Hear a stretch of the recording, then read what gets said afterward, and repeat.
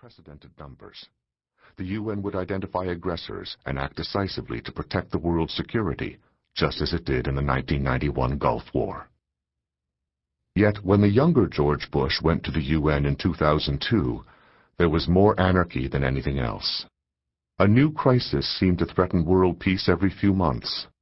The son, in short, had not inherited any kind of stable world order from the father. George H.W. Bush had declared in 1990 that the rule of law would replace the rule of the jungle, but within less than 5 years, the rule of the jungle had taken command. The post-Cold War order, with the UN as its centerpiece, had quickly collapsed, more quickly than either the Concert of Europe, which lasted for 99 years, or the League of Nations, which was active for about 20. Something had gone terribly wrong. Where was the UN that was supposed to be the post-Cold War beacon for a better world? What prevented the UN from working now that the Soviet-American rivalry could no longer be blamed for the organization's inaction? Why had international conflict and the new global terrorism spiraled out of control in an era that was supposed to be marked by unprecedented peace? The truth was that the UN was singularly unsuited to preserving global order. The UN had, and has, crippling flaws.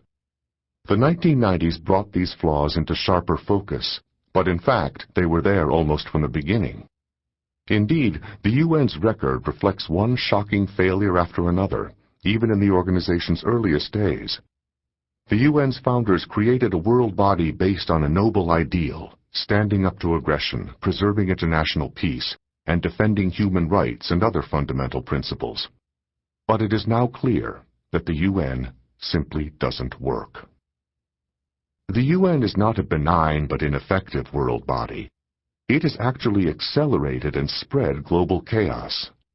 This book examines why the UN has been such an abject failure, what flaws have prevented it from fulfilling the ambitions of its founders and of its champions, such as George H.W. Bush.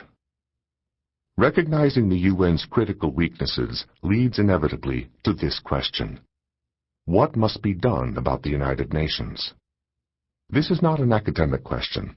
Rather, it lies at the heart of the most crucial policy debates in Washington and the world's other capitals. Many people still suggest that the UN is a panacea for the world's most difficult problems.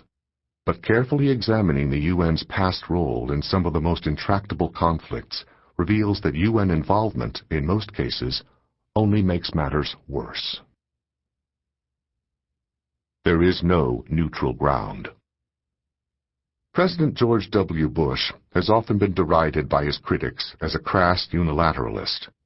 But when he went before the UN General Assembly in September 2002, he showed that he was keenly aware of the role that the UN should be playing in international affairs. The trouble, as Bush made clear to the delegates assembled before him, was that the UN was abdicating its responsibilities. While the immediate issue at hand was Saddam Hussein and Iraq, the president devoted himself as much to a forceful, revealing critique of the UN's performance as he did to the specifics of the Iraq situation. Bush began his speech by reminding the delegates of the UN's original purpose, to dedicate itself to standards of human dignity and a system of security defended by all. The UN had been established in 1945 at the close of the Second World War, when the horrors of Nazism had cast a long shadow. The UN's architects had created the world body expressly to combat aggressors and to protect basic human rights. Unless the UN acted against Iraq, Bush suggested, it would fail miserably at both. The president reiterated that the UN's founding members resolved that the peace of the world must never again be destroyed by the will and wickedness of any man. In short, the UN was born at a moment of extraordinary moral clarity, and Bush invoked the clear vision of the UN's founders, for he spoke in broader moral terms, not in the language of geopolitics alone. He started not with reports about Saddam Hussein's development of biological and even nuclear weapons, but by describing how Saddam's regime had repressed minorities, imprisoned tens of thousands of political opponents, and systematically tortured those whom it had arbitrarily arrested. Bush detailed the regime's techniques of mutilation, electric shock, rape, and burning of its opponents. He told of how Saddam's forces had gassed 40 Kurdish villages.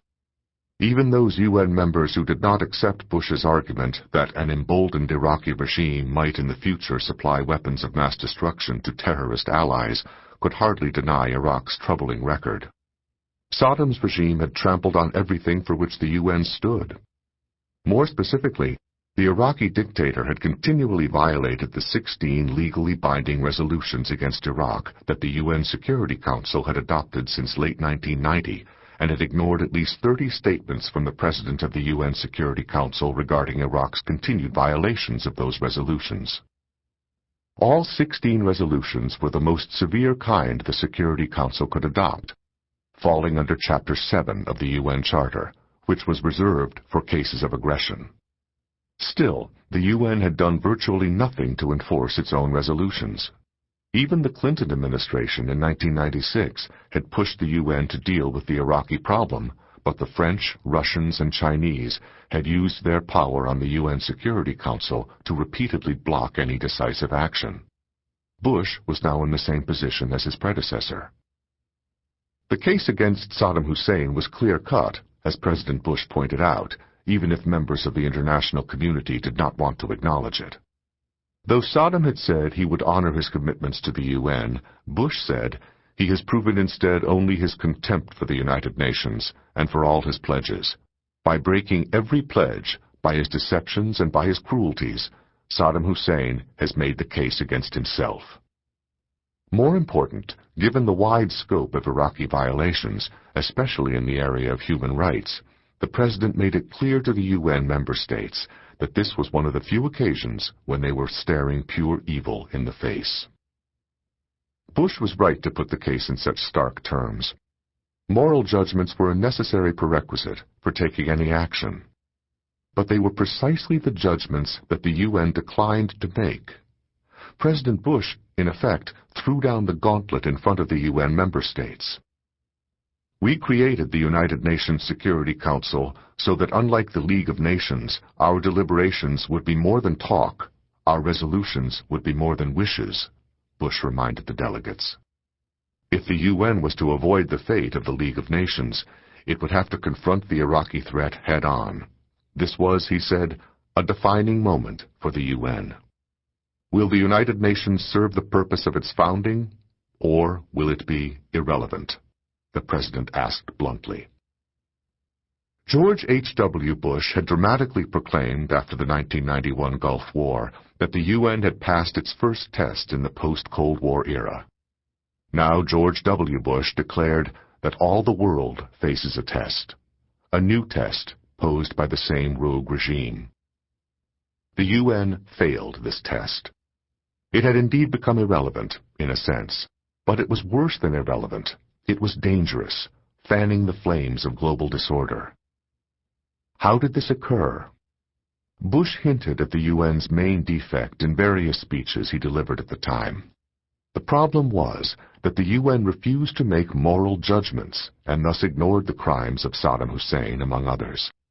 A year later, speaking again before the General Assembly, Bush underlined the point that ultimately the UN had to take sides. Events of the past 2 years have set before us the clearest of divides, between those who seek order and those who spread chaos. Between these alternatives, there is no neutral ground. Alas, neutral ground is precisely what the UN has repeatedly tried to stake out when confronted with clear cases of aggression, human rights abuse, even genocide. But in its repeated pursuit of impartiality, the UN actually has taken sides, in effect joining the aggressors and the abusers. The UN has, in fact, spread global chaos. Moral equivalence. The UN's failures in the decade before George W. Bush went to the General Assembly reveal how the world body has fueled global chaos. Beginning with Somalia in 1993, the UN was in charge of one peacekeeping disaster after another. These failures were linked to some of the worst massacres of innocent civilians that the world had witnessed in decades. In 1994, in the Central African nation of Rwanda, some 800,000 Rwandan Tutsis were murdered in a deliberate campaign